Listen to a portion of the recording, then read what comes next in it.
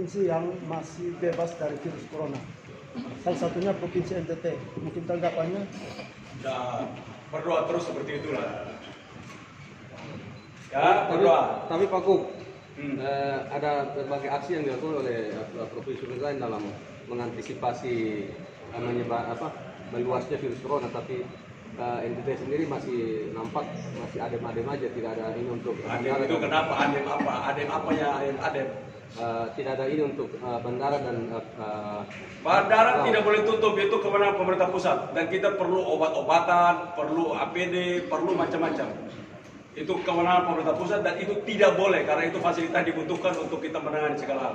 Kecuali kamu punya pesawat sendiri, kalau bila ada gerakan apa-apa kamu angkat obat-obatan sendiri. di laut sendiri Pak, baru-baru ada 2.000 orang. Kita sedang minta untuk bisa dibatasi untuk orang, khususnya laut, tapi itu kewenangan pemerintah pusat. Pak Gub, bagaimana terkait dengan kabupaten yang melakukan Yang dia nggak punya kewenangan itu pasti nggak bisa, mana mungkin. Itu kewenangan orang terbang itu kan semua dari pusat. Mana mungkin bisa diatasi? Tidak ada kewenangan pemerintah daerah untuk bisa menahan itu. terkait dengan karantina daerah seperti apa Pak? Belum bisa, itu semua kewenangan pemerintah. Khusus untuk bencana sampai pada status darurat sipil seluruh pemerintah pusat. Pak Gub, Ya. terkait rencana Presiden untuk melakukan darurat sipil, bagaimana? Ya kalau dia putuskan maka itu pasti dijalankan. Artinya pemerintah daerah ikuti keputusan dari pusat. Nah, memang mana ada boleh pemerintah daerah lawan pemerintah pusat? Itu negara kesatuan. Apa itu kesatuan politik, kesatuan hukum?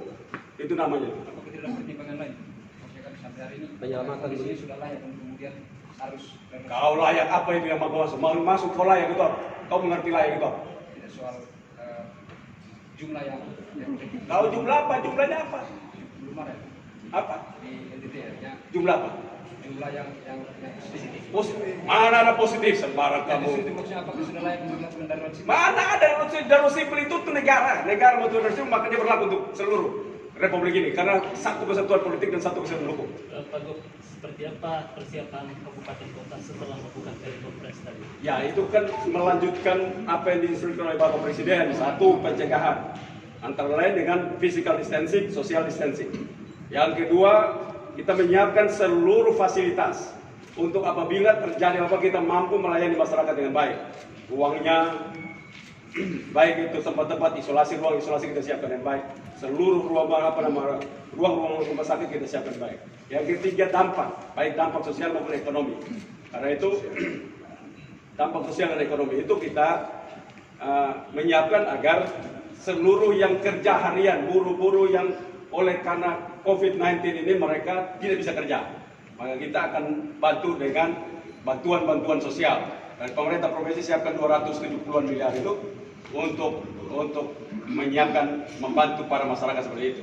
Dari setiap kabupaten dan kota di Provinsi Nusa Tenggara Timur, saya telah memerintahkan untuk mengalokasikan anggaran dari APBD-nya 13 miliar sampai 6 bulan ke depan untuk kita mampu mengatasi. APD sendiri Pak.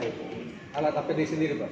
Ya itu sudah tadi APD seluruh ruang untuk para masyarakat yang nantinya terkena, apabila terkena dan mereka masuk kita sudah siapkan.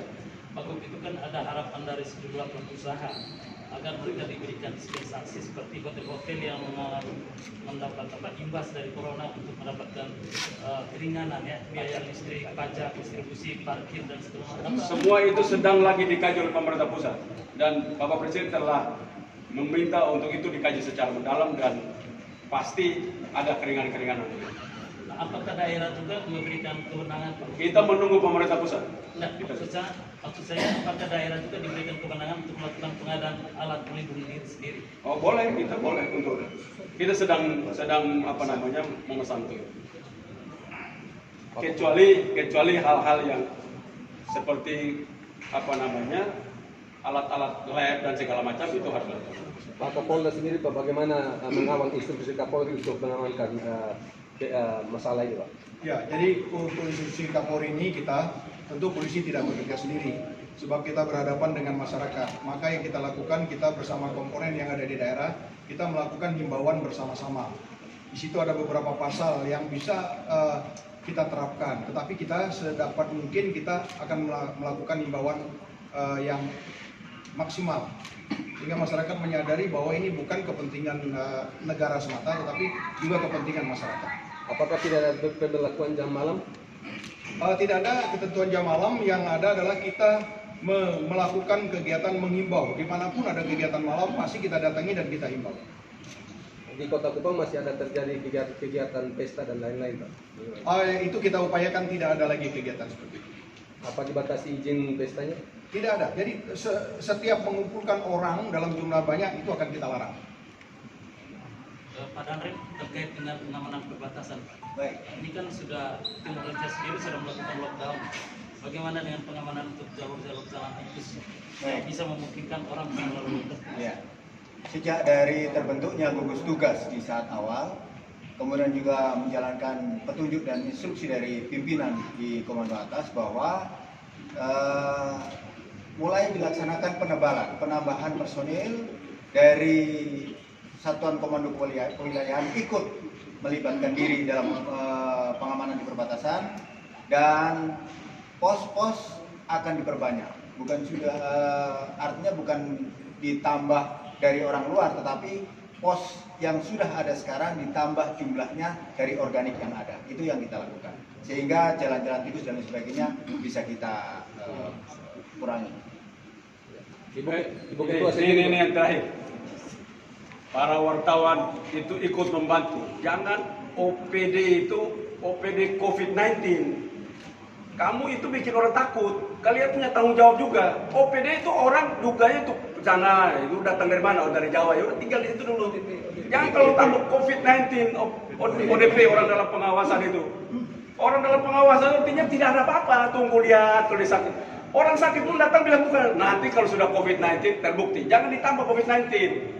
Nah, kalian juga bantu itulah. Kalau umpama provinsi lain pakai ya, biar mereka pakai aja. Ini tolong jangan. Kamu tulis saja ODP, orang dalam pengawasan. Titik, jangan ODP COVID-19. Itu kan orang balik stres nanti. Waduh, ada kok ODP COVID-19. Ini orang ada baik-baik, kok tambah COVID-19. Jadi masalah dia. Jadi kalian tuh. Ibu Ketua, bagaimana dukungan DPR untuk nama yang tadi disampaikan oleh Pak Gubernur?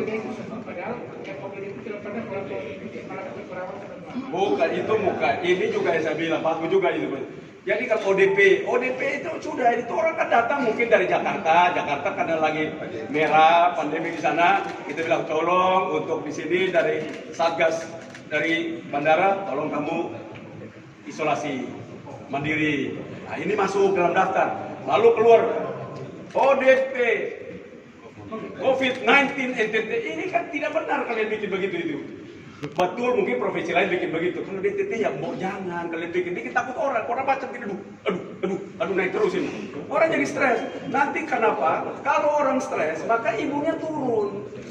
Kamu ikut membantu orang punya imun turun. Kalau orang stres itu kan membuat imunnya turun. Dan imunnya turun, dia yang kena. Padahal sebenarnya dia baik-baik aja. Lo bilang ODP artinya aman-aman saja. Belum, pemerintah diharapkan serius supaya ODP terus tidak ada yang positif. Itu bagus.